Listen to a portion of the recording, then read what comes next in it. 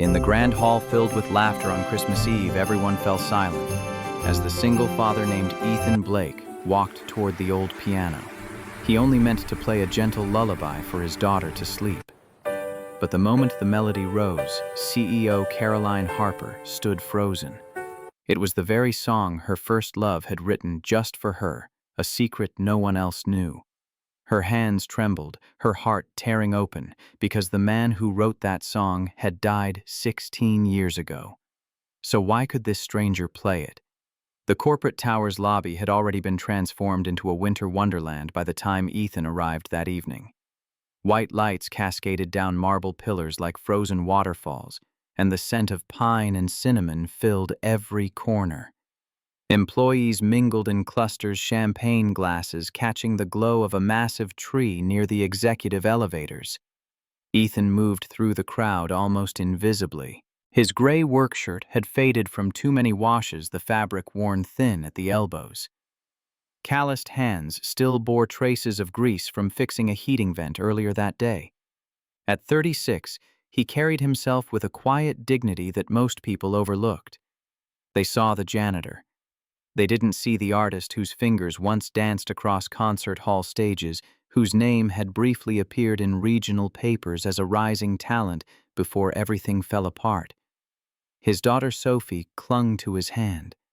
Her 7-year-old frame practically vibrated with excitement. Dark curls bounced as she tugged him toward the dessert table, brown eyes wide with wonder at the chocolate fountain. Ethan watched her with the kind of love that made his chest ache, fierce and protective, and tinged with guilt that he couldn't give her the childhood she deserved. No expensive dresses, no private schools, just a cramped apartment where the radiator clanked at night and the piano in the community center down the street where she sometimes heard him play when he thought no one was listening. 3 years had passed since Rachel died. 3 years since the cancer took her in that terrible hospital room while Sophie slept in the chair beside her bed, too young to understand why Mommy wouldn't wake up. Ethan had promised his wife he'd keep music in their daughter's life, but some promises felt harder to keep than others when you were working double shifts just to make rent. Across the hall, Caroline Harper stood on the mezzanine level surveying her domain with the practiced poise of someone born to command rooms. At 34, she had transformed her father's struggling real estate firm into Harper Capital Group, a juggernaut of commercial development that now owned 40% of the city's waterfront. Her honey-blonde hair fell in soft waves past her shoulders, and the crimson dress she wore, a bold V-neck that demanded attention without apology, made her impossible to miss. But it was her eyes that truly arrested people. Ice blue and calculating, they seemed to measure every person, every angle, every potential weakness or opportunity. Most found her intimidating. Some called her ruthless. No one called her soft. Her assistant Jessica Wong appeared at her elbow with a tablet. The numbers look good for Q4. The Riverside acquisition closed this morning. Board's pleased. Caroline barely glanced at the screen. They should be. We came in under budget and ahead of schedule. Jessica hesitated, then ventured into dangerous territory. Boss, you've been working 18-hour days for 3 months. When was the last time you went on that date? Derek arranged Caroline's expression could have frozen windows. I don't pay you to manage my personal life, Jessica. I pay you to manage my schedule. The younger woman retreated with a practiced grace that suggested this wasn't the first time she'd tested those boundaries. Caroline returned her attention to the crowd below, watching her employees laugh and drink and pretend they weren't terrified of her. Good. Fear kept people sharp, kept them from getting comfortable enough to make mistakes. Yet beneath the armor of her designer wardrobe and cutting boardroom reputation, Caroline carried a wound that had never fully healed. 16 years ago, when she was 18 and still believed in fairy tales, she had fallen in love with a boy named Ryan Mitchell. He was a piano prodigy, all wild dark hair and passionate eyes, the kind of talent that made you forget to breathe when he played. He had written her a song, just for her. He called it Starlit Promise, and he played it for her one night under a sky full of stars at their summer music camp, whispering that it held everything he felt but couldn't say. 3 weeks later, Ryan died in a car accident on a rain-slicked highway. The song died with him. Or so Caroline believed. She never heard it played again. She forbade herself from listening to music the way she once had, treating it instead as background noise, afraid that if she let herself feel too deeply, the grief would swallow her whole. Sophie's bright voice cut through Caroline's thoughts. The child had somehow wandered away from her father and was now standing near the dessert table reaching for a chocolate-covered strawberry that sat just beyond her grasp. As she stretched on tiptoes, her foot slipped on something wet champagne probably spilled by a careless guest. She went down hard, her knee cracking against the marble floor. The sound was small but sharp, and immediately Sophie's face crumpled. Blood seeped through her tights. Ethan was across the room in seconds, dropping to his knees beside his daughter. He pulled a clean handkerchief from his pocket, he always carried one for moments like this, and pressed it gently to her scraped knee. His voice was low and soothing, the kind of voice that could calm storms.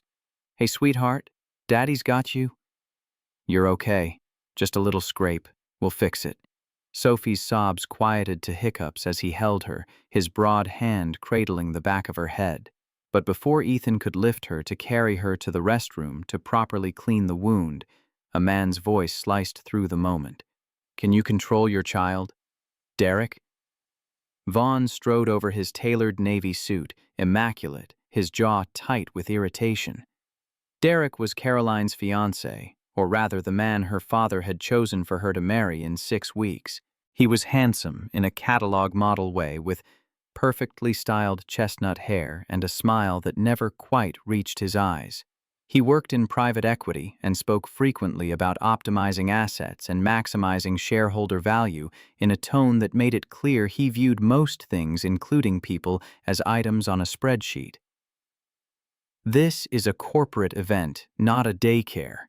Derek gestured at the small smear of blood on the floor. "If you can't afford a babysitter, maybe you shouldn't have brought her." Ethan's jaw tightened, but he kept his voice level. "She's 7. She slipped. It was an accident that wouldn't have happened if you knew your place." Derek's eyes raked over Ethan's work clothes with undisguised contempt. "Your maintenance. There's a staff entrance for a reason." Sophie's bottom lip trembled and something in Ethan's chest cracked. He opened his mouth to respond, but another voice cut in first. Caroline descended the mezzanine stairs with deliberate grace, each step measured and purposeful. When she reached them, her ice-blue eyes fixed on Derek with a coldness that could frost windows. "You don't have the authority to speak to my employees that way." Her tone was quiet but allowed no room for negotiation. "Apologize." The room had gone silent, everyone watching. Derek's face flushed. "Caroline, I was just... apologize. Now." Derek's lips pressed into a thin line, but he managed a clipped sorry directed more at the floor than at Ethan or Sophie. Caroline turned to Ethan then, and, for just a moment, her expression softened. She saw the way he held his daughter, the care in his touch, the protective fury barely restrained in his shoulders. She saw something that felt dangerously close to recognition, though she couldn't name why. "In my building, we don't measure people's worth by their job title." Her voice carried across the lobby. "We measure them by their character. And right now, yours is seriously lacking." She looked back at Ethan. "Take care of your daughter. First aid kit is in the executive lounge, 5th floor. Take the private elevator." She gestured toward the brass doors behind her desk. Ethan nodded, his throat too tight for words, and carried Sophie away. Derek stood there for a moment, jaw working, before stalking off toward the bar. Caroline watched the father and daughter disappear into the elevator. Something about the scene unsettled her. Not the confrontation with Derek, which was routine, but the way Ethan had held Sophie. Gentle, but unbreakable. The kind of love that would burn down the world to keep a child safe. It reminded her of someone from a lifetime ago. a boy with dark eyes who had looked at her the same way as if she were worth protecting from every hurt the universe could devise. She shook her head and returned to the mezzanine, but the feeling lingered like perfume in an empty room. By the time Ethan and Sophie returned an hour later, Sophie's knee properly bandaged and her spirits restored by the hot chocolate and cookies a kind executive assistant named Jessica had provided, the party had grown louder. Someone had opened the piano, a vintage Steinway that usually sat covered and silent in the corner, more decorative than functional. A few employees had gathered around it laughing and requesting songs from a tipsy accountant who knew 3 chords and played them with more enthusiasm than skill. Sophie tugged Ethan toward the instrument. "Daddy, can you play? Please, just one song so I can sleep." Ethan hesitated. He hadn't played publicly in years. The accident. God, the accident had shattered more than his hand. It had broken something in his soul, made him afraid to touch the keys in front of anyone who might judge, who might remember what he used to be, and see only what he'd become. But Sophie's eyes were so hopeful, and it was Christmas Eve, and she'd been so brave about her scraped knee. How could he say no? He sat down at the piano and the crowd quieted, curiosity replacing their chatter. His fingers hovered over the keys for a moment, trembling slightly. The scars across his right palm caught the light spiderweb patterns where surgical steel had tried and failed to completely restore what falling equipment had crushed 12 years ago. The memories came unbidden. Pittsburgh. Opening night of what should have been his big break. The stage rigging groaning above a young cellist who didn't hear the metal fatigue, didn't see death swinging down toward her head. Ethan shoving her aside, his hand catching in the falling truss bones, pulverizing under half a ton of equipment that some cost-cutting executive had approved despite safety violations. He'd saved her life and destroyed his own in the same instant. 3 surgeries later, the doctor delivered the verdict with clinical detachment. "You'll never play professionally again. The nerve damage is too extensive. I'm sorry." But Sophie was waiting and the piano was here, and sometimes you had to be brave even when everything inside you screamed to run. Ethan began to play. The melody that filled the hall was unlike anything most of them had ever heard. It was gentle at first, like rain on glass, each note placed with such precision and care that it felt less like music and more like a conversation whispered in the dark. Then it grew, swelling into something achingly beautiful, a cascade of sound that spoke of longing and loss, and a love so deep it had no words. Ethan's eyes closed as he played. His damaged hand, scarred from where the stage rigging had crushed it 12 years ago, moved with a grace that defied its injury. He played from memory, from the marrow of his bones. Every note was a piece of his heart laid bare on the marble floor. The song was Starlit Promise, though no one in the room except Ethan knew its name. He had written it 16 years ago for a girl who never knew he existed, completing what another boy had started. Poured everything he felt into notes because words had always failed him.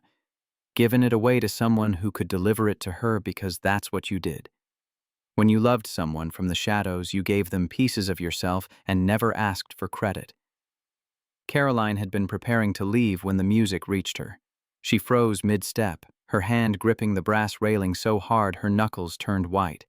The melody wrapped around her like a ghost, pulling her back through 16 years to a summer night when the stars seemed close enough to touch. And a boy with dark eyes had played this exact song for her. She was 18 again, sitting on that dock at music camp, Ryan beside her with his wild confidence and electric smile. His fingers dancing over portable keyboard keys, his voice soft with emotion. I'm calling it Starlit Promise. It holds everything I feel but can't say. Everything I want to give you but don't have words for. She'd cried then happy tears and kissed him under those impossible stars. 3 weeks later, police officers stood on her parents' doorstep with the worst news a person could receive. "Miss Harper, there's been an accident. Ryan Mitchell was pronounced dead at the scene. We're so sorry for your loss." The song had become her lifeline in the years that followed, the last piece of Ryan she had left.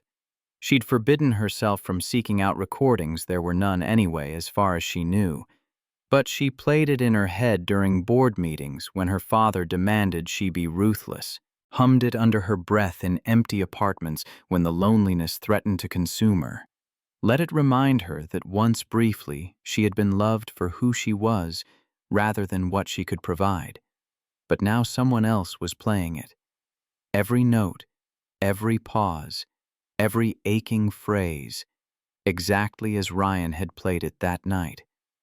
Caroline's vision blurred. Her chest constricted, each breath a labor.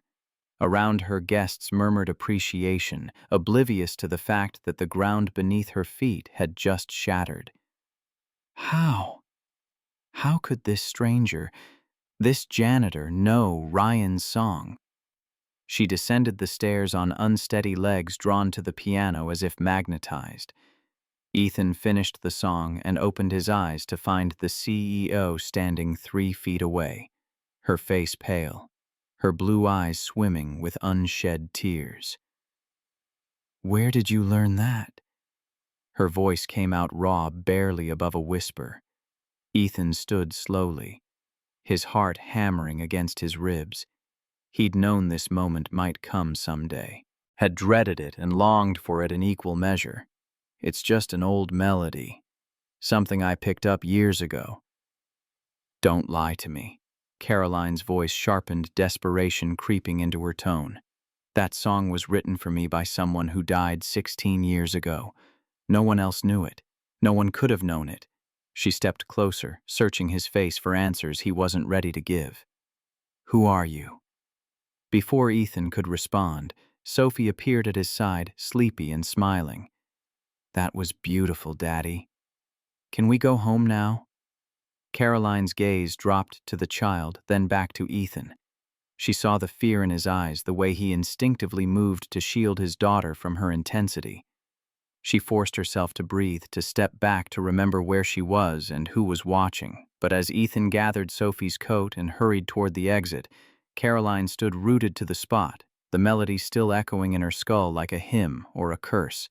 She didn't sleep that night. Every time she closed her eyes, she saw Ryan's face, heard his voice promising her forever in notes instead of words. But now, another image kept intruding, the janitor's scarred hands moving across the keys, the sorrow etched into the lines around his eyes, the way he'd held his daughter like she was the only thing in the world worth protecting. Who was he? And how had he stolen a piece of her past? The next morning, Caroline arrived at the office 2 hours early, her eyes shadowed from lack of sleep. She pulled Ethan Blake's employee file and spread it across her desk. The information was sparse, almost deliberately so. Hired 3 years ago as maintenance staff, no college degree listed, previous employment at a warehouse, a grocery store. Odd jobs. Emergency contact listed as Sophie Blake, age 7, daughter. No mention of a wife or partner currently. The file said nothing about music, nothing about talent, nothing. That explained how a man working night shifts, fixing toilets and changing light bulbs could play like that. Caroline picked up her phone and dialed a number she hadn't called in over a decade. The line rang 4 times before a familiar voice answered. "Caroline, is that really you?" Michael Warren had been Ryan's mentor at the conservatory, the professor who'd recognized genius in a 17-year-old with more passion than discipline. His voice carried the same warmth she remembered, though age had roughened the edges. "I need to see you."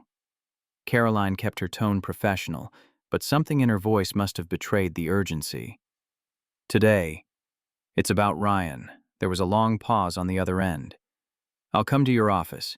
Give me 4 hours." He arrived that evening, a lean man in his late 50s with silver-streaked hair and kind eyes obscured by wire-rimmed glasses. Caroline hadn't spoken to Dr. Bauschure. Warren, since the funeral, couldn't bear to be around anyone who reminded her of what she'd lost. But when she called, he came without question. She played him a recording she'd found online. Someone had filmed Ethan playing last night on their phone and posted it to a private group for Harper Capital employees. The video quality was poor, the audio tinny, but the melody came through clear enough.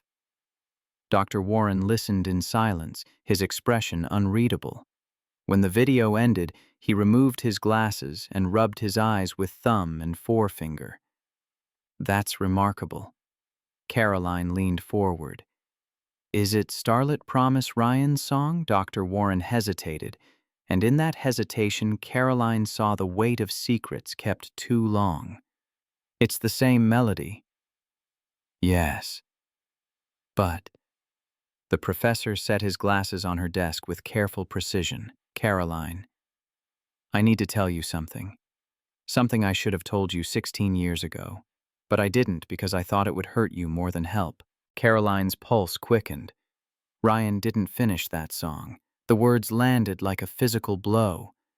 He wrote the opening, the first 8 bars, and he was brilliant, he always was. But he got stuck, couldn't figure out where to take it. He was frustrated, kept scrapping versions, starting over. I watched him torture himself over it for 2 weeks. Dr. Warren paused, choosing his words carefully. There was another student at camp that summer. Quiet kid. Talented but overlooked, from a poor family.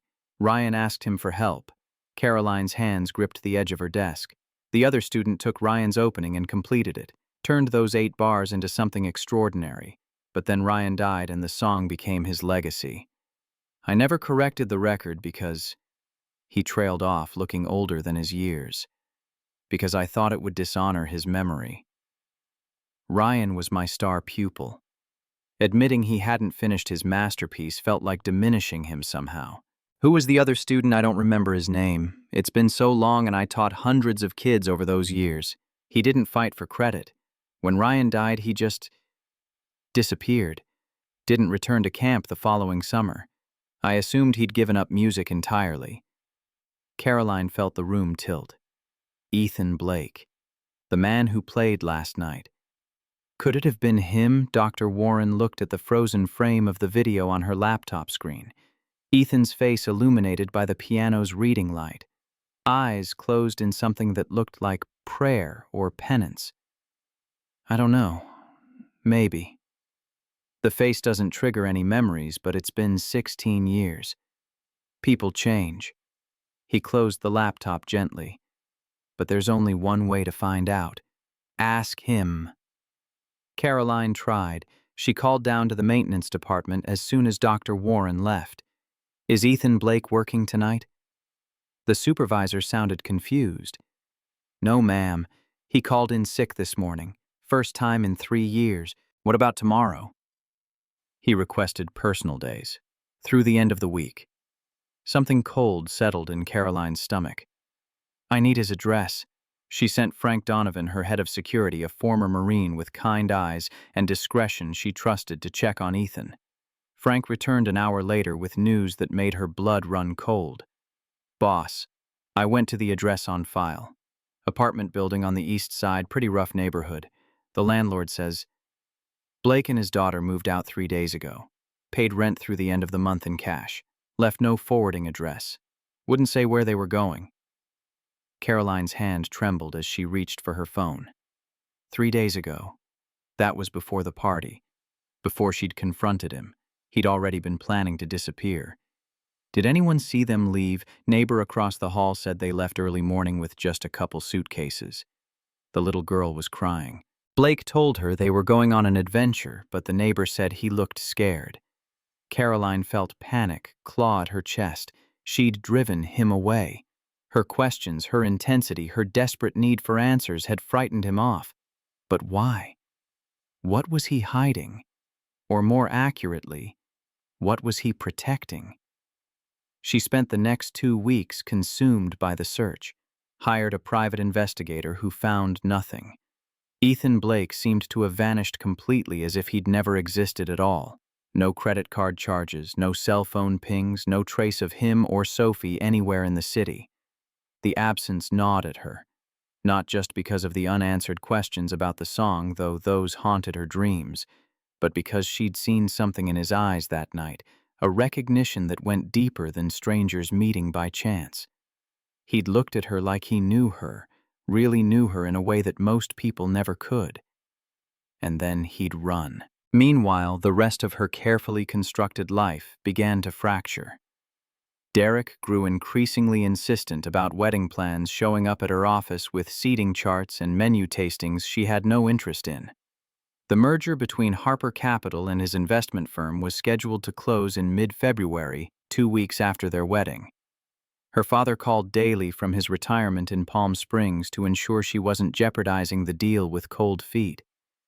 But Caroline couldn't focus on any of it. Her mind kept returning to that moment when Ethan's fingers touched the piano keys and 16 years collapsed into nothing. To the way he'd held his daughter with such fierce gentleness. To the sorrow that seemed to permeate his very bones. The cruelest thing about losing someone isn't that they're gone. It's discovering you never really knew them at all. She whispered the words to herself late one night, standing at her penthouse window overlooking the city.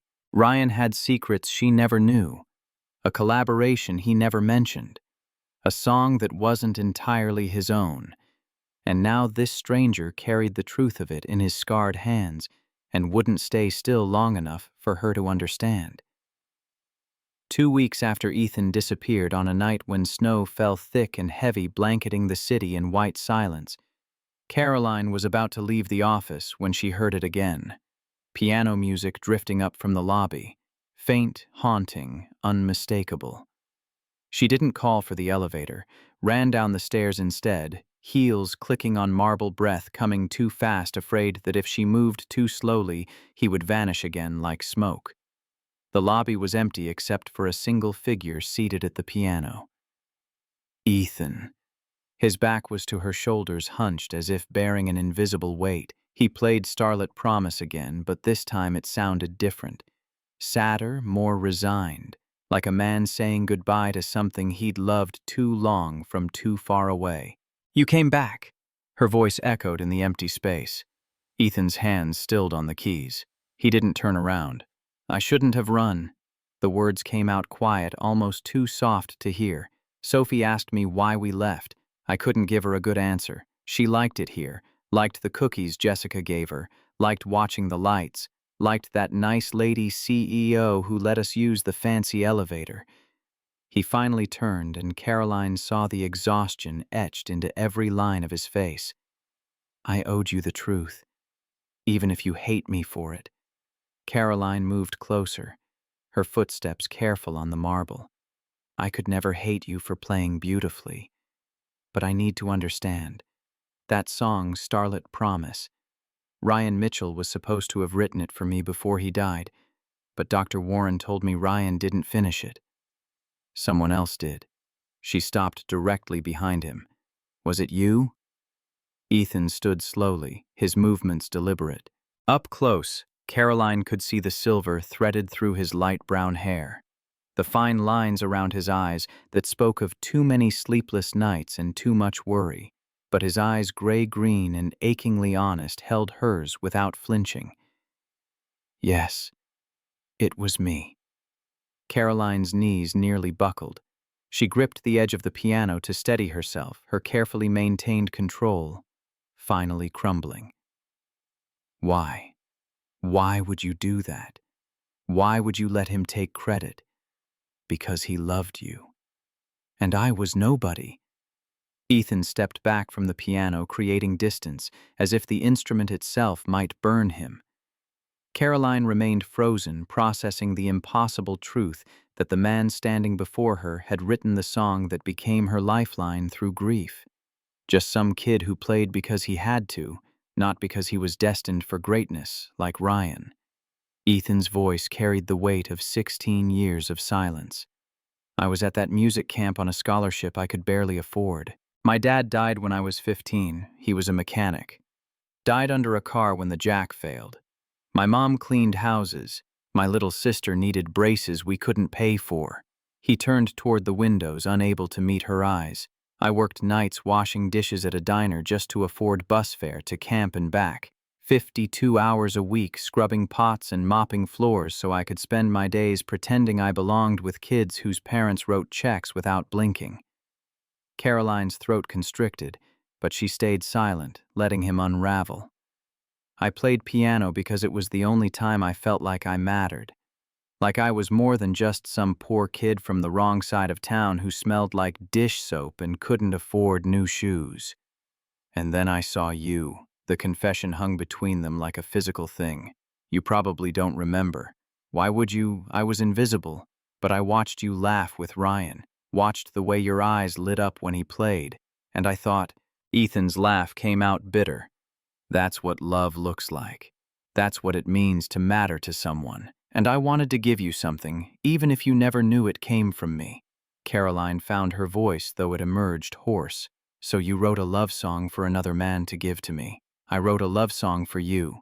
Ethan turned back, and the raw honesty in his face made her chest ache. Ryan just delivered it. He knew I had feelings I couldn't express. He wasn't cruel about it. He offered to tell you the truth, but I said no. I told him you were meant for someone like him, someone brilliant and confident and whole, not someone like me who'd never be anything more than the guy washing dishes in the back. The lobby felt too small, suddenly the air too thin. Caroline gripped the piano harder, needing the solid wood beneath her palms to anchor her to reality. And then he died. And then he died. Ethan echoed, his voice breaking on the words. And I let the song be his legacy. Because it made you happy. Because it gave you something to hold on to. And I went home and tried to forget I'd ever been anyone other than what I am now. Caroline's tears came then, hot and unchecked. The man she'd mourned for 16 years hadn't written the song that saved her. A stranger had. A boy who loved her from the shadows and gave away his heart without ever expecting anything in return. The revelation shattered something fundamental in her understanding of her own history. What happened to you? The question came out desperate. Dr. Warren said you were talented. Why are you fixing pipes instead of playing concert halls? Ethan held up his right hand, turning it so she could see the scars that webbed across his palm and up his wrist. The damaged tissue caught the light, creating shadows in the valleys where surgical steel had tried and failed to completely restore what had been destroyed. 3 years after that summer, I signed a contract with a performance company. His jaw clenched. Harper Productions, your father's company. It was supposed to be my big break. Regional concert series, 20 cities, my name on posters for the first time in my life. Caroline felt ice crawl up her spine. Opening night, Pittsburgh. I got there early for rehearsal. Stage crew was setting up rigging for lights. I was walking past when I heard this crack. Metal fatigue. The whole truss started to fall. Ethan's eyes went distant, seeing something Caroline couldn't. There was a cellist right under it. Young woman, maybe 19. Juilliard student. She didn't see it coming. Didn't hear the metal groaning. She was tuning her instrument with her back to the stage. I shoved her out of the way. Got my hand caught in the rigging when it came down. 1/2 ton of equipment. His voice went flat, emotionless, the way trauma victims speak when the pain is too large to process. They said later the bones were pulverized, like crushing an egg in your fist. 3 surgeries couldn't fix it completely. Caroline's vision blurred. Her father's company. Her family's negligence had destroyed this man's future. The investigation concluded it was cost-cutting gone wrong. Someone approved substandard equipment to improve profit margins. Ethan finally met her eyes.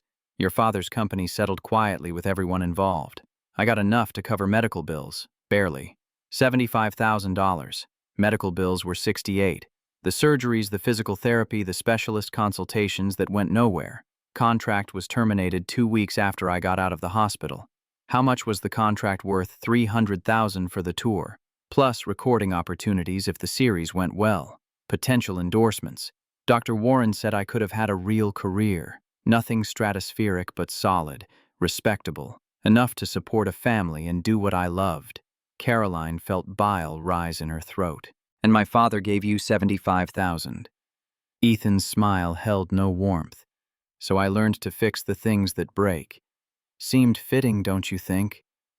The broken pianist fixing broken pipes. The silence stretched between them, heavy with implications neither wanted to voice. Caroline's entire empire had been built on the foundation of her father's ruthlessness, the cost-cutting the corners cut the human collateral deemed acceptable in pursuit of profit. She'd known Robert Harper was hard, had watched him crush competitors without mercy. But this was different. This was personal in a way that made her complicit by association. "Did you know," Ethan asked quietly, "when you took this job here, did you know who I was?" "Not at first. I needed work. Any work. After the accident, no one would hire me for music. I was damaged goods. So I learned plumbing, electrical, HVAC repair. Took whatever jobs I could find. The warehouse work paid nothing. The grocery store was barely better. But then Rachel got sick and I needed health insurance. Real insurance, not the catastrophic-only plans that covered nothing." He paused, and Caroline saw the grief flicker across his face. "My wife.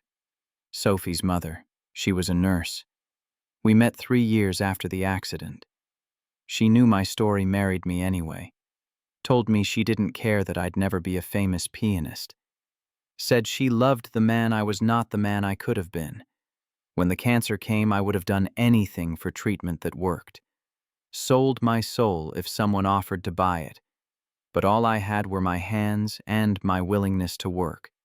So I worked. 3 jobs for 2 years while she went through chemo and radiation and experimental treatments that insurance barely covered. Caroline's chest felt like it was caving in. She died anyway. In our apartment, in our bed, with Sophie asleep in the chair beside her, because our girl wouldn't leave her mother's side. Rachel made me promise to keep music in Sophie's life, to not let my bitterness about the accident poison our daughter's chance to love what I'd lost." Ethan's voice cracked. "So when I saw the job posting for Harper Capital, I applied. Maintenance technician. Good pay, excellent benefits, health insurance that actually covered things. I didn't make the connection to Harper Productions at first. Different subsidiary, different name on the paperwork. But then I got here and saw your name on the directory. Caroline Harper. And I wondered if you were related to Robert Harper, the man who owned the company that destroyed me. And then I saw you. And I knew. Why did you stay? Because I'm a coward. Because seeing you from a distance was better than not seeing you at all. Because maybe in some small way fixing things in your building could make up for the fact that I couldn't fix what really mattered." His honesty was brutal, self-lacerating. "And because I needed the job. Because Sophie needed stability and health care and a father who could put food on the table, even if he couldn't give her anything else." Caroline moved without thinking, closing the distance between them. Her hand reached for his damaged one, lifting it gently. The scars felt rough under her fingertips, raised tissue that had healed badly despite expensive surgeries. "I'm sorry." The words felt pathetically inadequate.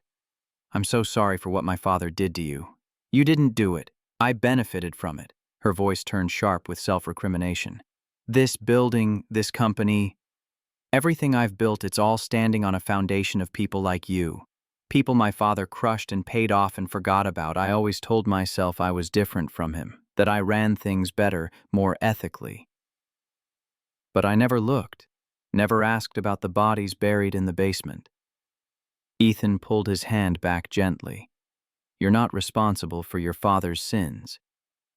Aren't I? Took over his company, expanded it, made it more profitable, all while benefiting from the money he made, destroying lives."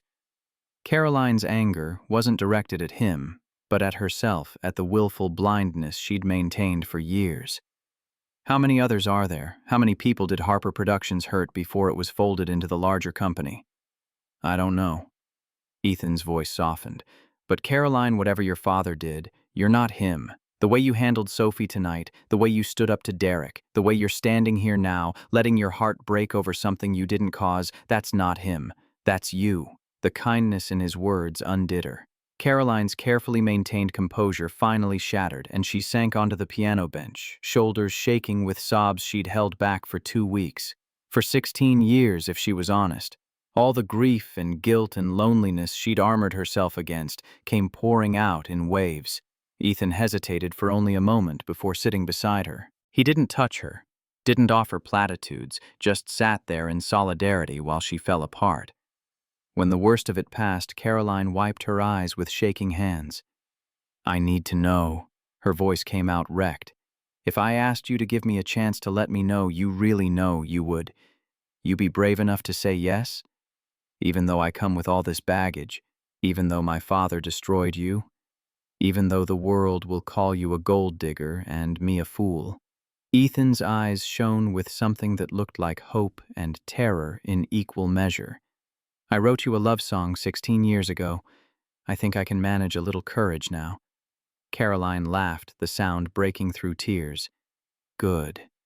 Because I'm terrified, and I could use someone who knows what it's like to start over."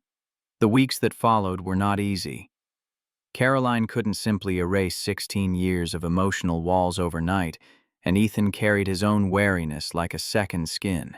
But they began meeting in the evenings after the building emptied, careful conversations that slowly built trust. Ethan told her about Rachel, the high school sweetheart who saw past his damage, who worked double shifts at the hospital while he recovered from his third surgery, who never once made him feel less than whole. Sophie has her smile, gets the same little crinkle by her eyes when she laughs. Sometimes I look at our daughter and it's like Rachel never left. Caroline learned about Sophie's birth during a blizzard, Ethan delivering his own daughter in their bathroom because the ambulance couldn't reach them in time. About Rachel's diagnosis 2 years later, stage 3 breast cancer, aggressive, unforgiving.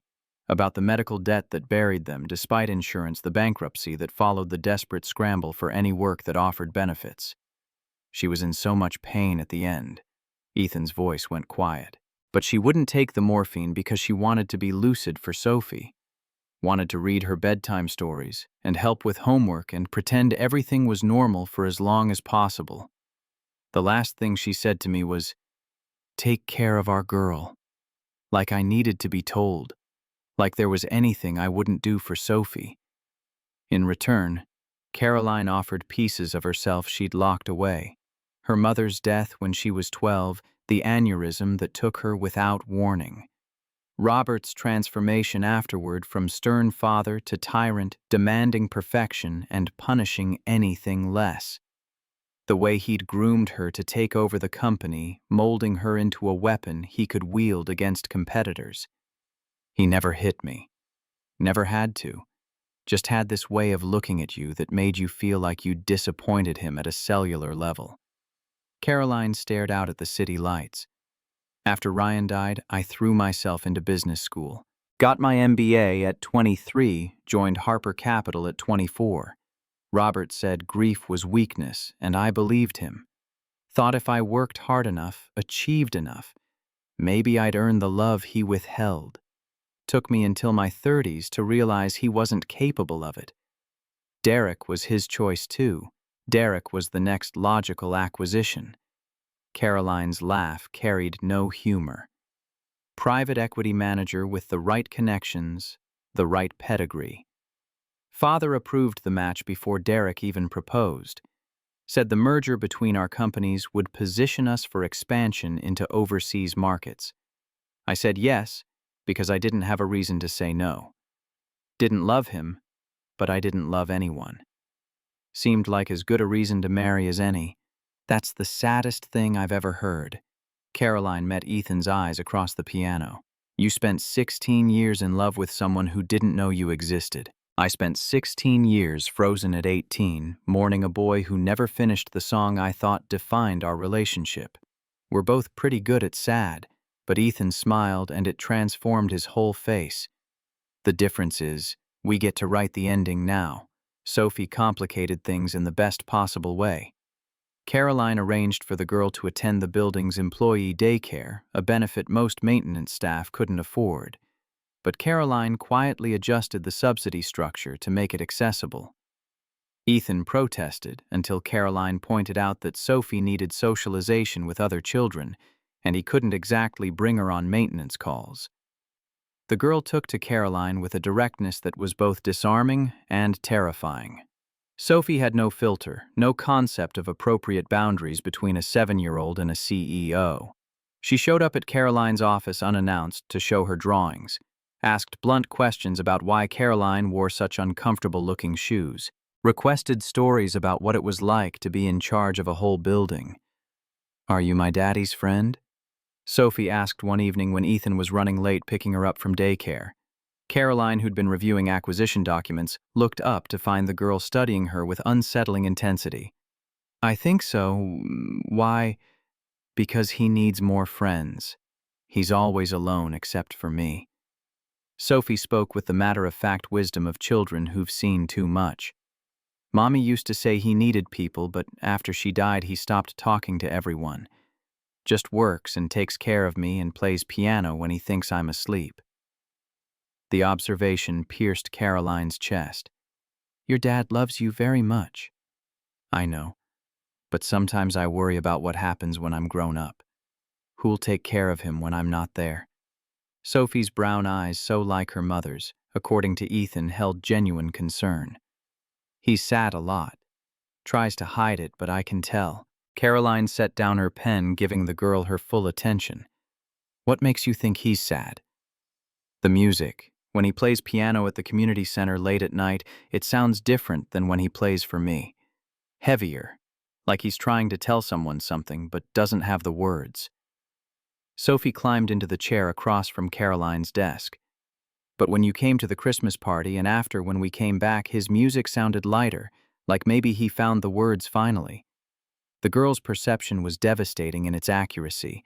Caroline felt exposed as if a child had seen through 16 years of carefully constructed defenses to the lonely woman beneath. "I'm glad the music sounds lighter." "Me too." Sophie grinned, revealing a gap where she'd lost a tooth the week before. "Are you going to marry my daddy?" Caroline choked on nothing. "What?" "That's what happens in stories. The princess meets the prince, they fall in love, they get married. You're kind of like a princess except with a building instead of a castle.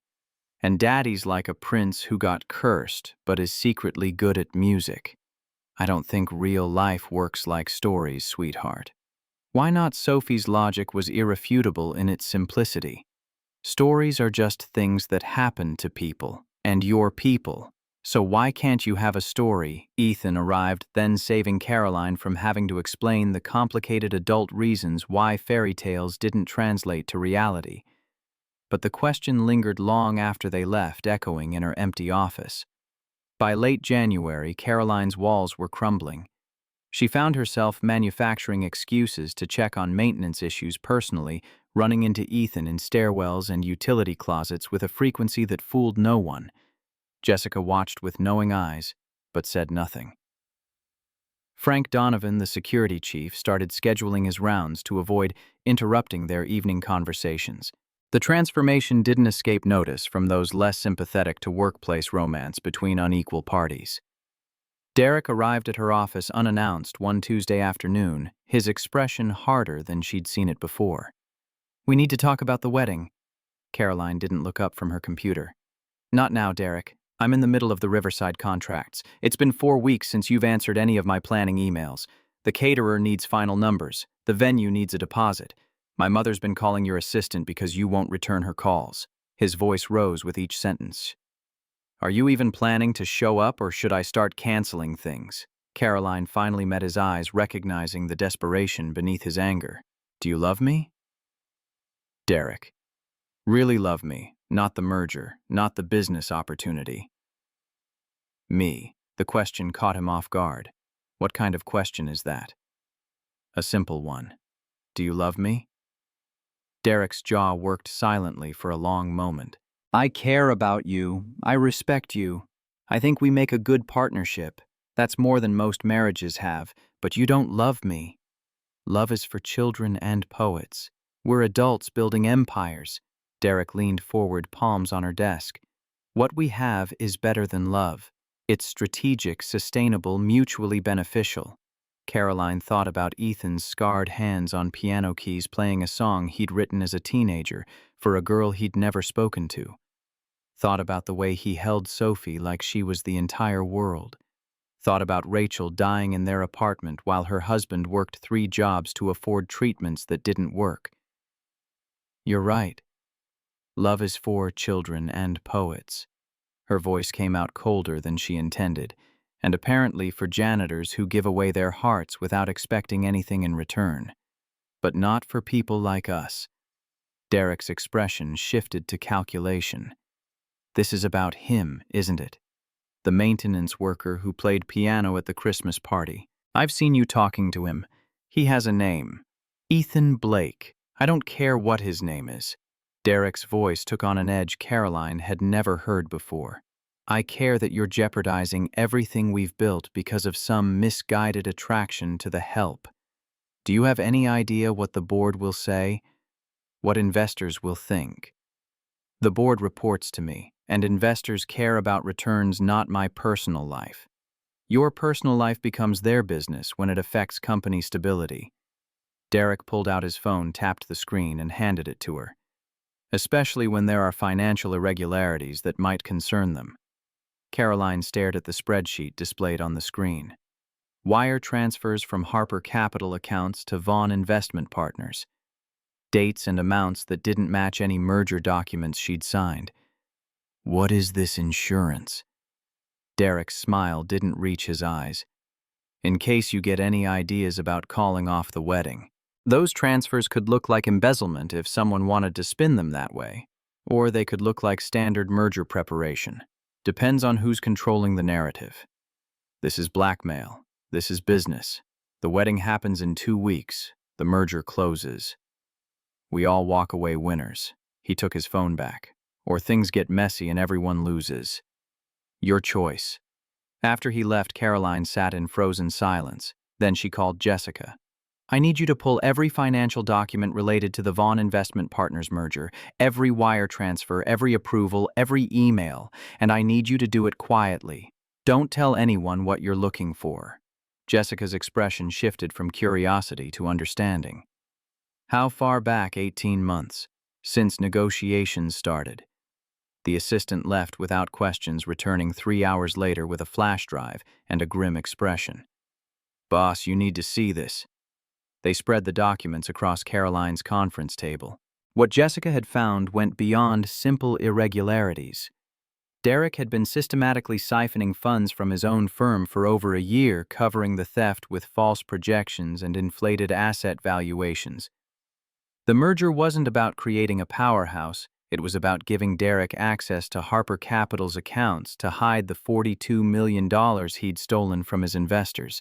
The wedding wasn't a partnership. It was a bailout. Caroline felt sick. How did I not see this? He's good at hiding things. Jessica pointed to another set of documents. These shell companies in the Caymans. The consulting fees that don't correspond to any actual services.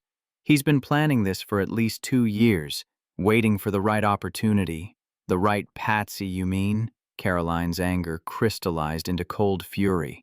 He chose me because he knew my father would push for the merger, knew I'd be so focused on business terms that I wouldn't look at his books closely enough. What are you going to do? Caroline looked at the evidence of Derek's fraud, at the carefully constructed scheme that would have destroyed Harper Capital's reputation and her own career. Thought about how close she'd come to walking into his trap, all because she'd been too frozen to feel anything strongly enough to question it. I'm going to end this. Tonight. That evening, Caroline called Ethan. Don't come to the building tonight, and keep Sophie close. His voice carried immediate concern. What's wrong? Everything's about to get very complicated, and I need you both safe until it's over. She hung up before he could argue, then made another call. Robert, it's Caroline. We need to talk about Derek. Tomorrow morning, 7 a.m., your old office.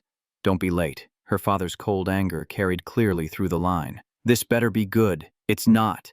That's why we need to talk. Caroline spent the rest of the night preparing for war. Organized Derek's financial documents into devastating clarity. Rehearsed her arguments for the board. Drafted the engagement termination letter her lawyers would serve the next day. When she finally left the office at 3 in the morning, the city was dark and snow had begun to fall again. The confrontation she'd set in motion would destroy her engagement, alienate her father, and potentially cost her everything she'd built. But as she drove through empty streets toward her cold penthouse, Caroline felt lighter than she had in years. Because for the first time since Ryan died, she was choosing something that mattered more than money, or power, or carefully managed appearances. She was choosing truth, even if it burned everything down. The next morning arrived with brutal clarity. Caroline dressed carefully in her sharpest suit armor for the battle ahead. Robert was already waiting when she arrived at his old office on the 45th floor, the space he'd refused to fully vacate even after retirement. This had better be worth dragging me out of Palm Springs. Her father looked older than she remembered, silver hair and deep lines that hadn't been as pronounced at Thanksgiving. What's so urgent it couldn't wait? Derek. Vaughn has been embezzling from his firm for 18 months. Caroline laid out the evidence methodically, each document another nail in the coffin. He's using our merger to hide the theft. The wedding was never about partnership. It was about him gaining access to our accounts to cover $42 million in stolen funds. Robert studied the documents with the cold precision that had made him feared in business circles. His expression never changed, but Caroline saw the calculation in his eyes. This complicates things. Complicates. Caroline's voice rose despite her intention to stay calm. He's a criminal. He tried to blackmail me yesterday when I questioned the wedding timeline. Threatened to spin legitimate merger expenses as embezzlement on my part unless I went through with it. And you're telling me this because I'm calling off the engagement. Caroline met her father's eyes without flinching. The wedding's canceled. The merger's canceled. I'm turning Derek's records over to the SEC and our lawyers. Let them sort out whether to prosecute. Robert's expression finally shifted, cold fury replacing calculation. You're throwing away a $200 million deal because of wounded pride. I'm protecting this company from a con artist who would have destroyed us. Or you're protecting your new pet project. Robert's voice dripped contempt. The maintenance worker. Derek told me you've been sneaking around with him. Is that what this is really about?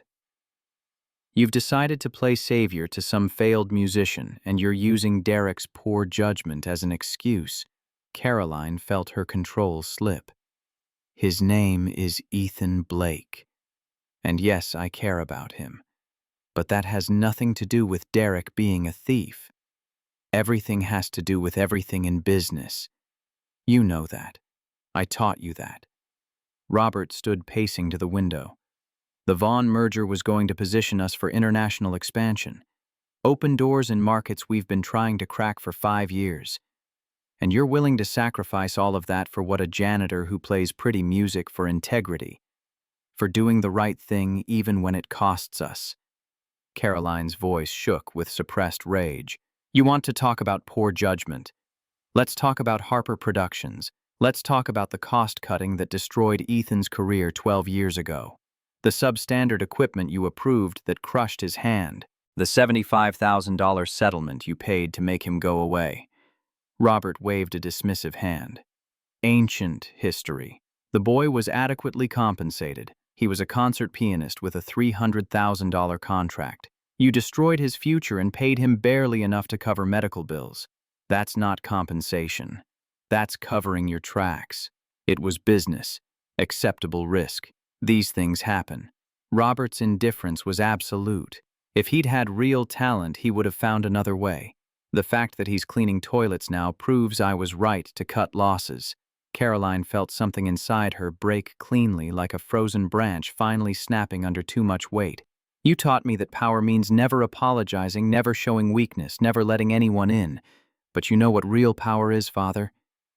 It's having the courage to admit when you're wrong. It's choosing love even when it costs you everything. And it's standing up to the person who hurt you most, even when that person is family. Robert's face purpled. If you do this, you're no daughter of mine. The words that should have devastated her felt instead like liberation. Then I guess I've been an orphan for a long time. She left him standing in his old office, frozen with fury, and didn't look back. The board meeting was scheduled for 2 p.m. Caroline had until then to prepare for the fight of her professional life. But when she reached her own office, she found Derek waiting. Derek stood by her window, backlit by morning sun that made him look like a paper cutout of a man. 2 lawyers flanked him, expensive suits, leather briefcases, the kind of legal muscle that cost $500 per hour minimum. "You didn't think I'd come alone, did you?" Derek's voice carried a confidence that didn't match the nervous energy radiating from his posture. "After our conversation yesterday, I realized we needed witnesses for what comes next." Caroline set her bag down carefully, buying time to assess the room. Frank Donovan appeared in her doorway, hand on his radio, clearly alerted by building security that unauthorized personnel had entered the executive suite. "It's fine, Frank. Give us the room." The security chief hesitated, his Marine training evident in the way he evaluated threat levels with a single sweep of his eyes. "Boss, you sure? I'm sure, but stay close." Frank withdrew, leaving the door cracked. Caroline heard his footsteps stop just outside a presence she found oddly comforting. Derek gestured to his lawyers. "These gentlemen represent Vaughn Investment Partners and our consortium of investors. They're here to ensure that the merger proceeds as planned and that certain irregularities don't derail months of careful preparation." The taller lawyer stepped forward, opening his briefcase to extract a folder. "Miss Harper, we've been retained to address concerns about the stability of Harper Capital's leadership. Recent behavioral patterns suggest decision-making compromised by inappropriate personal attachments that could jeopardize shareholder value." Caroline felt cold fury crystallize in her chest. This was an ambush carefully orchestrated. Derek had anticipated her discovery of his fraud and prepared a preemptive strike. "Let me save us all some time." Caroline moved to her desk, pulled out the flash drive Jessica had prepared, and connected it to her computer. The conference room screen flickered to life with spreadsheets, wire transfers, shell company registrations. "This is Derek Vaughn's financial activity over the past 18 months. $42 million embezzled from his own firm and hidden through offshore accounts. The merger he's pushing so aggressively isn't about business synergy. It's about gaining access to my company's funds to cover his theft." The lawyers exchanged glances. Derek's face went white, then red. "That's a lie." His voice cracked on the word. "Those are legitimate consulting fees and international investment vehicles. You're manufacturing evidence to avoid a wedding you're too cowardly to simply call off. I have emails." Caroline clicked through documents. "Communications between you and your offshore accountants discussing how to disguise fund transfers. Spreadsheets showing your firm's real asset values versus what you reported to investors. Bank statements from shell companies that exist only on paper." The shorter lawyer moved closer to examine the screen. "Mr. Vaughn, are these documents authentic?" Derek's jaw worked silently. Then desperation replaced calculation. "Even if they are, you've already committed to this merger.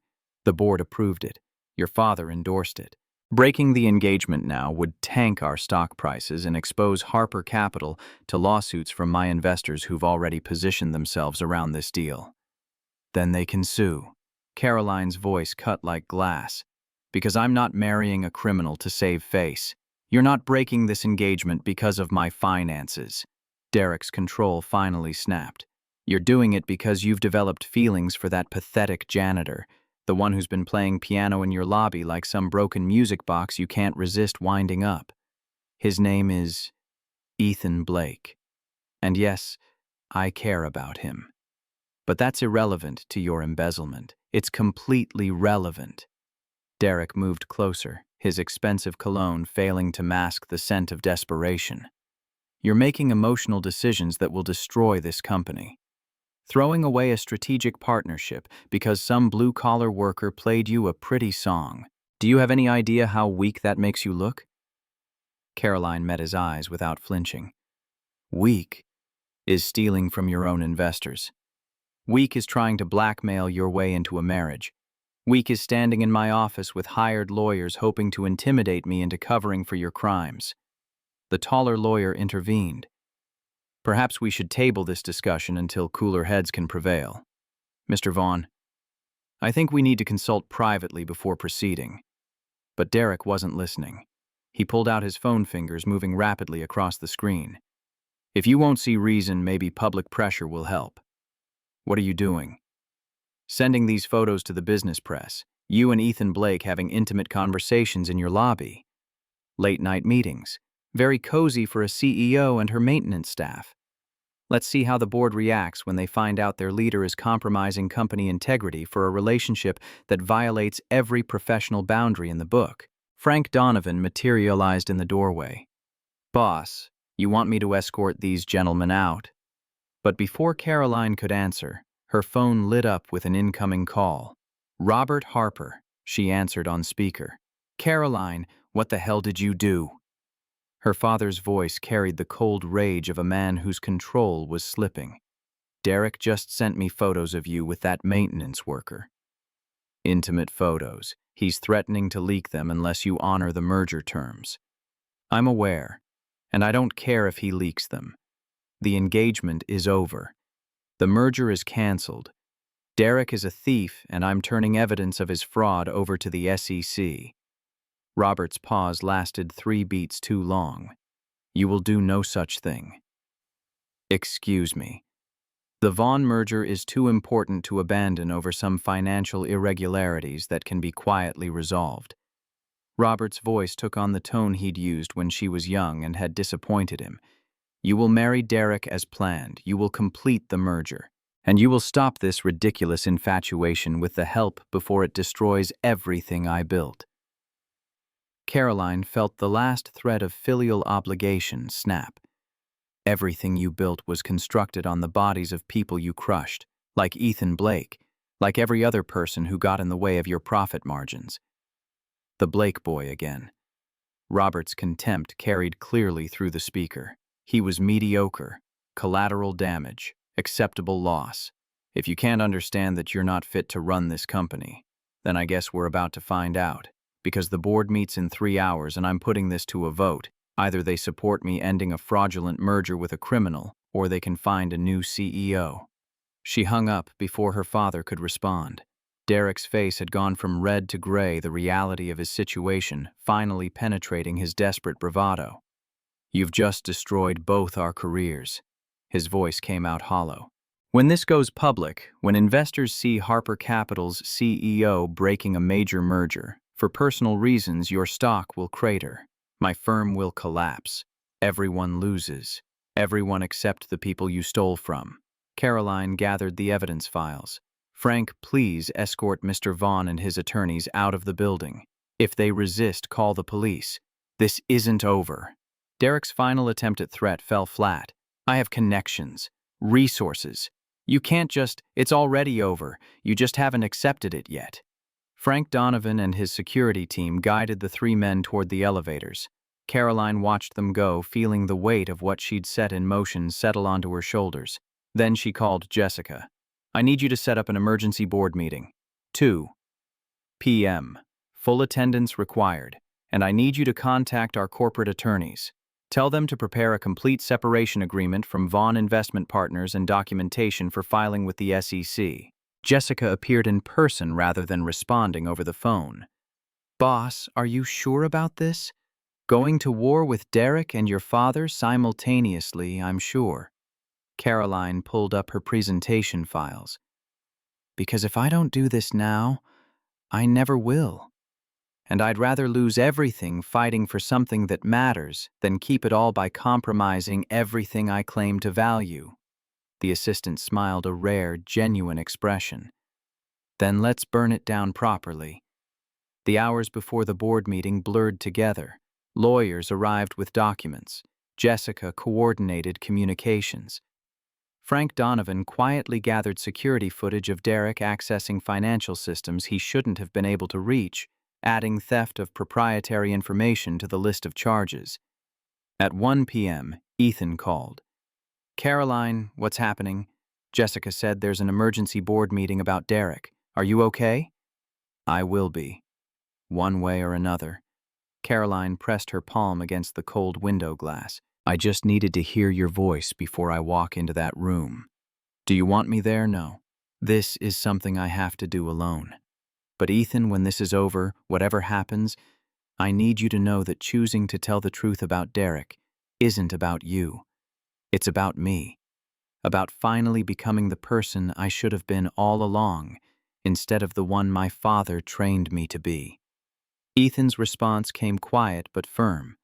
I know, and whatever happens in that meeting, you're not alone. Sophie and I will be here when you're done. The board assembled in the main conference room at precisely 2 p.m. 12 members, total 7 men, 5 women ranging in age from 48 to 73. Old money and new tech fortunes and real estate dynasties, all united by the common goal of maximizing returns on their Harper Capital investments. Robert sat at the far end of the table, his presence a violation of the retirement agreement, but one no one dared challenge. He'd built this company from nothing, and his force of personality still commanded the room even without official authority. Caroline stood at the head of the table, presentation remote in hand. Thank you all for coming on short notice. I'm calling this meeting to address critical information that's come to light regarding the Vaughn Investment Partners merger and my engagement to Derek Vaughn. She clicked through the evidence methodically. Financial statements, wire transfers, email chains, shell company structures. Each slide built an incontrovertible case of systematic fraud stretching back 18 months.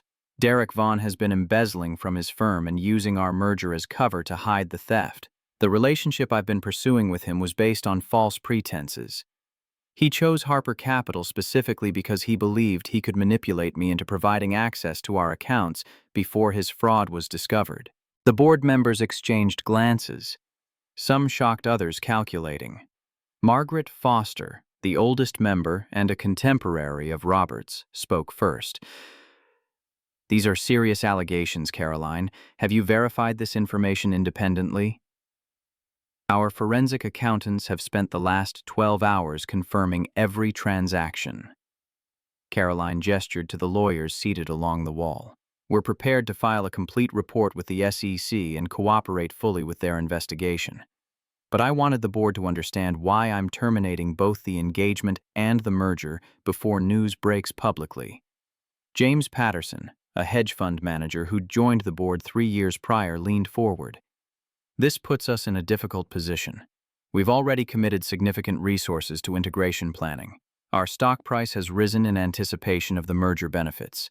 Backing out now will raise questions about our due diligence and leadership judgment. Robert seized the opening. My daughter's personal feelings are clouding her business judgment. Yes, Derek made some questionable financial decisions, but they can be addressed quietly through settlement.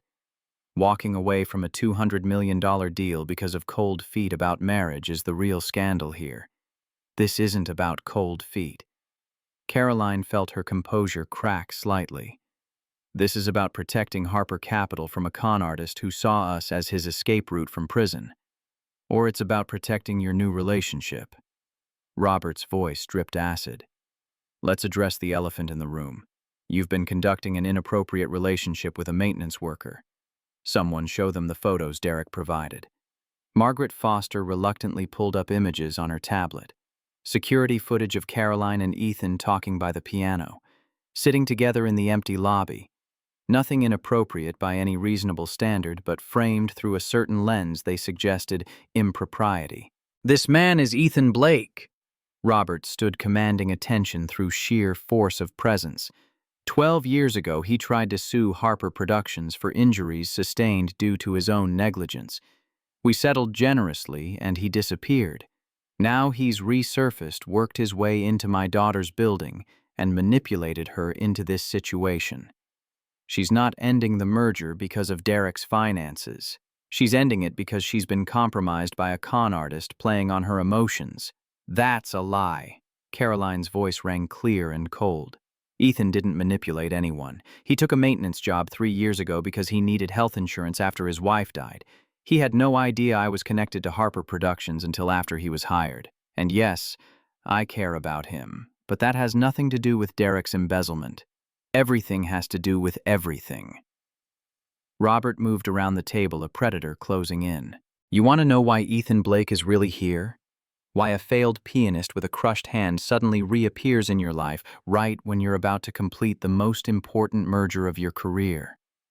Because he sees an opportunity. A lonely CEO with too much money and too few emotional attachments. He played you a song, told you a sad story, and now you're willing to destroy everything to play savior. Ethan Blake wrote Starlit Promise. Caroline's words fell into shocked silence. The song my first love supposedly composed for me before he died. Ryan Mitchell started it but couldn't finish it.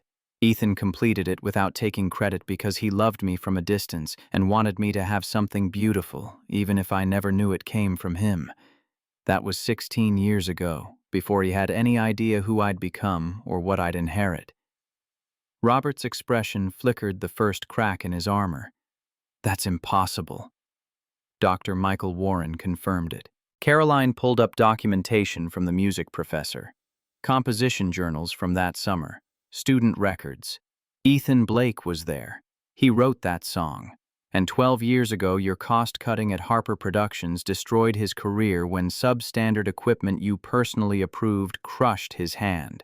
We paid him $75,000 to cover $68,000 in medical bills and called it square. You ruined his life for a $300,000 contract and a quarterly profit margin. The board members shifted uncomfortably. This was no longer about a broken engagement. This was about corporate malfeasance, buried liabilities, and the moral foundation of a company they'd trusted with billions. Ancient history. Robert's voice hardened. Not relevant to today's decision. It's completely relevant. Caroline faced her father across the conference table. Because it demonstrates a pattern.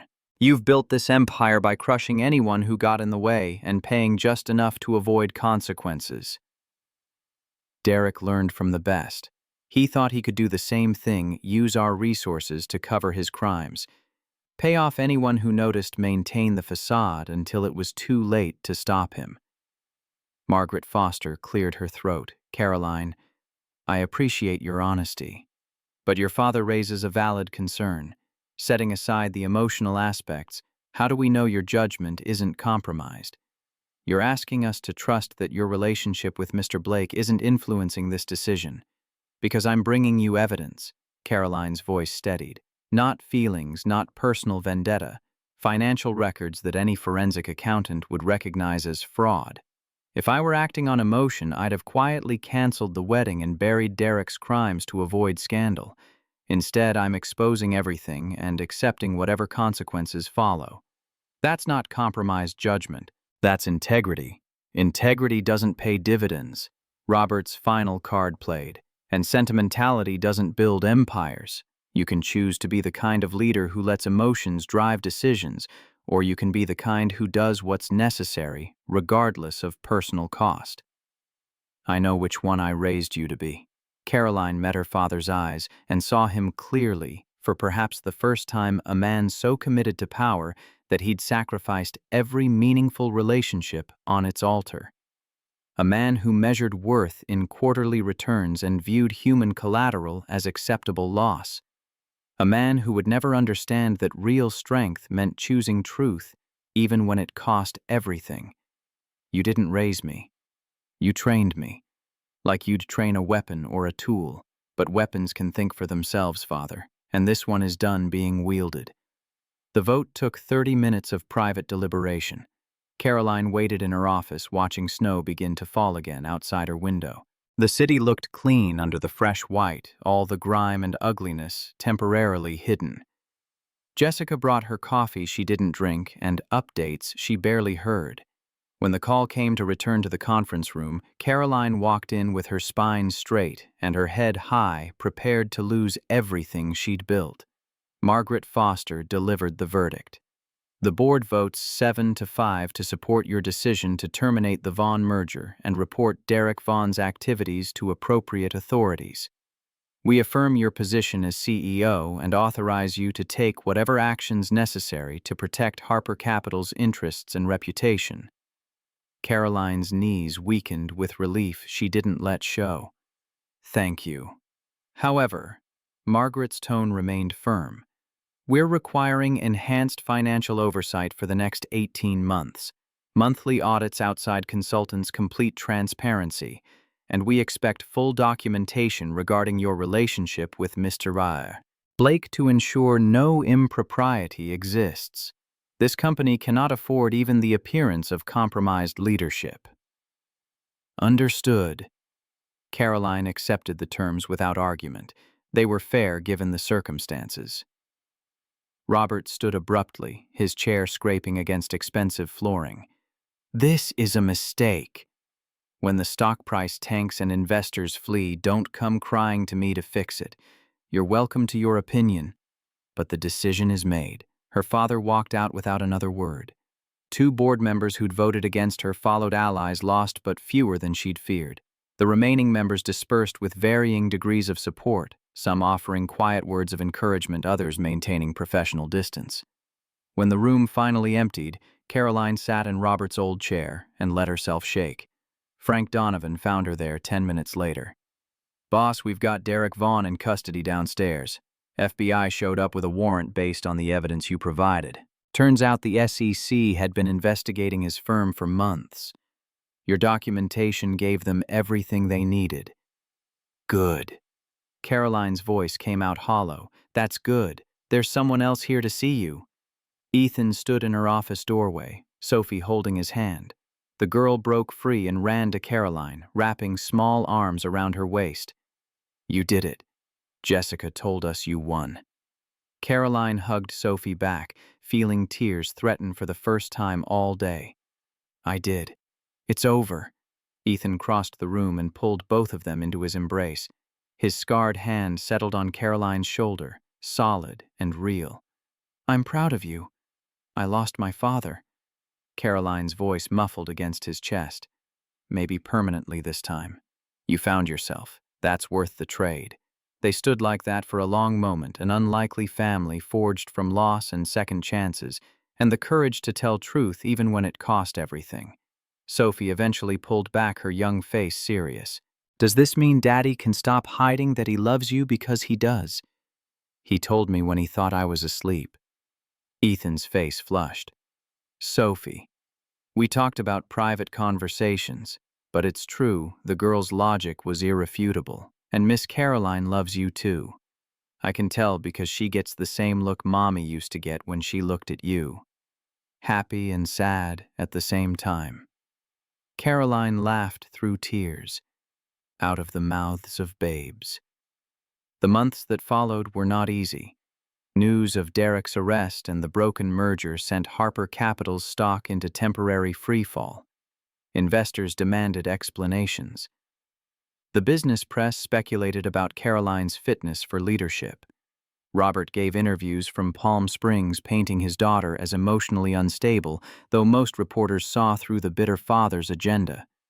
But slowly, steadily, the company recovered. Caroline implemented the transparency measures the board required, and went further, establishing an ethics committee, creating whistleblower protections, auditing every subsidiary for the kind of corner cutting that had destroyed Ethan's career.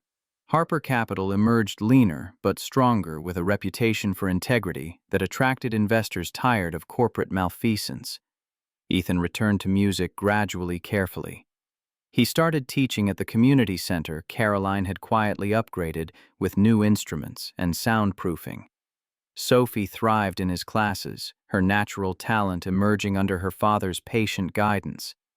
Other children from low-income families joined kids who'd never had access to quality music education before. In April, Dr. Michael Warren visited with unexpected news. There's a new microsurgical technique being pioneered at Johns Hopkins. Nerve reconstruction for old crush injuries. They've had promising results with patients who were told their damage was permanent. Ethan sat in Caroline's office. Their evening conversations had become routine, accepted by employees who'd learned their CEO's personal life was off limits for gossip, and shook his head. "I've made peace with what I lost, Dr. Warren. I don't need to get it back." "But what if you could?" Caroline leaned forward. "Not all of it, but enough to perform again. Enough to show Sophie what you were before the accident. I show her every day. through how I live, how I treat people, how I never let bitterness poison what's good. That's more valuable than perfect technique. Dr. Warren pulled out research papers. The surgery's experimental but covered under Harper Capital's health plan as innovative treatment. Recovery would be 4 to 6 months. Success rate is around 70% for meaningful improvement. Sophie settled into Caroline's lap. She'd claimed that privilege weeks ago and looked up at her father. I want to hear you play the way Grandma's videos show. Before the accident, when your hands could do anything. Ethan's resistance crumbled under his daughter's earnest gaze. If I try this and it fails, if my hand ends up worse than it is now, then we'll deal with it together. Caroline's certainty was absolute, but if you don't try, you'll always wonder. The surgery happened in July, 8 hours of microsurgical reconstruction that left Ethan unconscious for a day and in pain for weeks after. Caroline took leave from the office to be there fielding board calls from the hospital waiting room, while Sophie colored pictures to hang in her father's recovery room. Dr. Warren consulted on the procedure, his professional pride invested in proving the technique worked. When the head surgeon finally emerged with cautious optimism, Caroline felt a hope she hadn't allowed herself to acknowledge. We rebuilt the neural connections and repaired scar tissue that was impeding function. Now it's up to time and physical therapy. Give it 6 months before we assess final results. Ethan's recovery was brutal. 5 hours daily of physical therapy exercises that left him sweating and swearing and questioning why he'd agreed to this. Caroline witnessed his frustration during evening visits, the way he'd stare at his hand like it was a stranger's, willing it to bend in ways it had forgotten. Sophie practiced piano in his presence, her small fingers working through scales and simple melodies. Sometimes Ethan would reach out with his damaged hand, trying to mirror her movements, failing more often than succeeding. But gradually, incrementally, function returned. By September, he could play simple pieces again. By October, he was performing intermediate compositions with only occasional cramping. The hand would never be perfect, would never have the complete fluidity it once possessed, but it was functional enough to teach, to demonstrate, to create music that mattered. In November, Dr. Warren proposed something audacious. There's a benefit concert for the music scholarship program we've established in Ryan Mitchell and Ethan Blake's names, December 22nd. I think you should perform. Ethan's immediate reaction was terror. I'm not ready. What if I fail publicly? What if my hand cramps mid-performance and everyone sees, you're always telling me it's okay to make mistakes when I practice? Sophie's logic cut through his fear. Why is it different for you? Caroline added her voice. You taught me that being brave means doing what's right even when you're scared. Now let me teach you it's okay to try and fall short. The courage is in the attempt, not the perfection. Ethan agreed, though his anxiety built with each passing week. They scheduled 3 pieces, Starlit Promise, a Chopin nocturne, and something new Ethan had been composing in stolen hours between teaching and therapy. He called it Second Movement, explaining to Caroline late one night that every great piece of music has more than one part, and their story was just beginning. The Harper Tower Ballroom filled to capacity on December 22nd. 500 guests, donors, media representatives, students from the scholarship program wearing their best clothes and carrying nervous energy. The event had attracted attention beyond their expectations. The story of the janitor turned composer, the CEO who chose integrity over profit, the romance that nearly destroyed an empire but rebuilt it stronger. Backstage, Ethan paced in his black suit, the first time Caroline had seen him in formal wear outside her fantasies. Sophie sat beside Caroline's chair, resplendent in a deep blue dress she'd picked herself, swinging her legs and humming. Daddy looks scared, the girl observed with characteristic directness. Is he going to be okay? He's going to be brave. Caroline smoothed Sophie's curls. That's different from okay, but sometimes it's better. When the lights dimmed and the audience quieted, Ethan walked on stage with Sophie's hand in his. The applause was immediate and thunderous. He settled at the grand piano while Sophie perched on a small bench beside him, exactly as they'd practiced. Ethan's fingers found the keys. The opening notes of Starlit Promise filled the ballroom with crystalline clarity. This was the piece that had started everything, the song he'd written for an 18-year-old girl he loved from afar, completed what a dying boy had started given away without claiming credit. Now he played it publicly for the first time, every note carrying 16 years of patience and pain and impossible hope. Midway through, his hand cramped. Caroline saw him wince, fingers stuttering over keys. The audience probably didn't notice, but she knew his tells recognized the instant of panic that crossed his face. Sophie reached over and touched his shoulder, just a light pressure solidarity without words. Ethan pushed through, compensating with his left hand, simplifying passages. His right couldn't handle transforming technical limitations into emotional interpretation. The final notes hung in the air like prayers. The audience erupted with standing ovation that went on so long Caroline feared they'd never let him continue. But Ethan raised his hand for silence and spoke into the microphone for the first time. "This final piece is new. I call it second movement, because every great piece of music has more than one part. And all of this is just our beginning. It's about second chances, about broken things made beautiful, about love that waits patiently until it's called into the light." He began to play, and Caroline understood why he'd kept the composition secret until now. The melody built from Starlit Promise's themes but transformed them. Where the original spoke of yearning and distance, this new piece spoke of connection and courage. Where the original was lonely, this was communal. Where the original grieved, this celebrated. Sophie joined him for the final phrases, her small hands picking out a simple counter-melody he'd taught her. Father and daughter creating something together, imperfect and honest and achingly human. When the music ended, Ethan stood with Sophie in his arms and found Caroline in the crowd.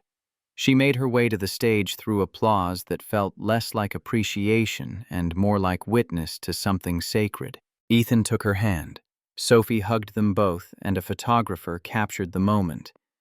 Not CEO and employee, not rich woman and poor man, but three people who'd chosen each other against every reasonable objection.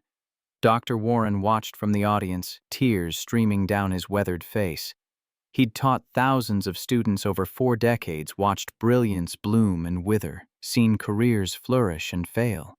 But this, watching a broken man reclaim his voice through love and a frozen woman thaw through courage, this was the masterpiece. Sometimes the most beautiful music comes not from perfect execution, but from broken people, brave enough to play anyway. 6 months later, on a Sunday afternoon when cherry blossoms drifted through city parks like pink snow, Ethan and Caroline sat on a bench watching Sophie chase butterflies through spring grass. The girl had grown taller, more confident, her music teacher reporting she had genuine talent if she wanted to pursue it. "I've been thinking about the song." Caroline leaned into Ethan's shoulder. "Starlit Promise. It has an ending now, but it still feels unfinished somehow, like it's still being written." Ethan laced his scarred fingers through hers. "Maybe that's the point. Maybe the best promises aren't the ones we make once and lock away. Maybe they're the ones we keep remaking every day in 1,000 small ways." Caroline turned to look at him, this man who'd loved her for 16 years without expectation, who'd sacrificed dreams to give her something beautiful, who'd chosen truth even when it cost him everything. "Then make me a promise. Not forever, not some grand declaration. Just promise me today that you'll keep playing, that you'll keep teaching Sophie, that you'll keep showing me what it means to love something even when it's hard. I promise." And he meant it. Sophie ran back to them, breathless and grinning, a cherry blossom petal caught in her dark curls. "There's a piano player over by the fountain. He's pretty good, but not as good as you, Daddy. Come listen." Ethan stood, pulling Caroline to her feet. "Should we go see?" "Absolutely." But first Caroline rose on her toes and kissed him, soft and sure, tasting of coffee and promise. What was that for? For writing me a song when you didn't have to. For being brave enough to show up even when you were scared. For teaching me that sometimes the most extraordinary people are the ones everyone else overlooks. She squeezed his hand. For being you. They walked toward the fountain, Sophie skipping ahead, and Ethan thought about how 16 years ago he'd been a scared kid who poured his heart into 8 bars of music, never imagining where those notes would lead. To this moment. To her. To us. To a life I never dared to dream was possible. The pianist by the fountain was young, maybe 19, playing with more enthusiasm than polish, but there was something pure in his effort. Something that reminded Ethan of who he used to be. When the boy finished his song and looked up nervously, expecting criticism, Ethan clapped. That was beautiful. Keep playing. Even when it's hard.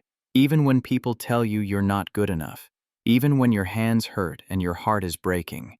Keep playing, because the world needs your music, even if you think no one's listening. The young musician's face lit up with gratitude and relief. He launched into another piece, this one more confident.